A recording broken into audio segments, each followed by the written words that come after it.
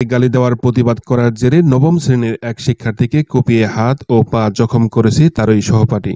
এই ঘটনায় মামলা দায়ের করা হলেও অভিযুক্তরা গ্রেপ্তার না হওয়ায় কেটে ফেলা বিচ্ছিন্ন পা নিয়ে দাঁড়ে দাঁড়িয়ে ঘুরছেন অসহায় বাবা ও তার পরিবার। গত রোববার সন্ধ্যায় শেরপুরের নকলা উপজেলার বারৈকান্দি দক্ষিণপাড়া গ্রামে এই ঘটনা ঘটে। ভুক্তভোগী পা হারা শাকিল মিয়া ওই গ্রামের আমির হোসেনের ছেলে ও বারৈকান্দি উচ্চ বিদ্যালয়ের নবম শ্রেণীর শিক্ষার্থী।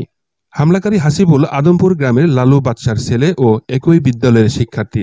জানা গেছে সপ্তাহখানেক আগে সহপাঠী হাসিবুল শাকিলকে শালা বলে গালি দেয়। শাকিল এর প্রতিবাদ করলে উভয়ের মাঝে হাতাহাতির ঘটনা ঘটে। পরে স্থানীয়ভাবে বিষয়টি মীমাংসা করা হয়। গত রোববার সন্ধ্যায় বাড়ির সামনে বসে মোবাইলে গেম খেলছিল শাকিল। এ সময় হাতে থাকা দা দিয়ে শাকিলের বা হাত ও পায়ে কোপায়। পরে শাকিলের চিৎকারে পরিবারের লোকজন তাকে উদ্ধার করে প্রথমে নকলা ও পরে ময়মনসিংহ মেডিকেলে নিয়ে যান।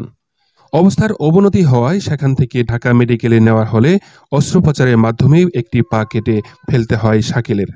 এদিকে এই ঘটনার পরদিন শাকিলের বাবা আমির হোসেন বাদী হয়ে নকলা থানায় অভিযুক্ত কয়েকজনের বিরুদ্ধে মামলা দায়ের করেন। তবে মামলার কোনো আসামি গ্রেপ্তার না হওয়ায় বুধবার নকলা থানা, নকলা উপজেলা নির্বাহী কর্মকর্তা, নকলা সেনা ক্যাম্প ও শেরপুর পুলিশ সুপারের কার্যালয়ে ছেলের বিচ্ছিন্ন পা নিয়ে বিচার দাবি করেন।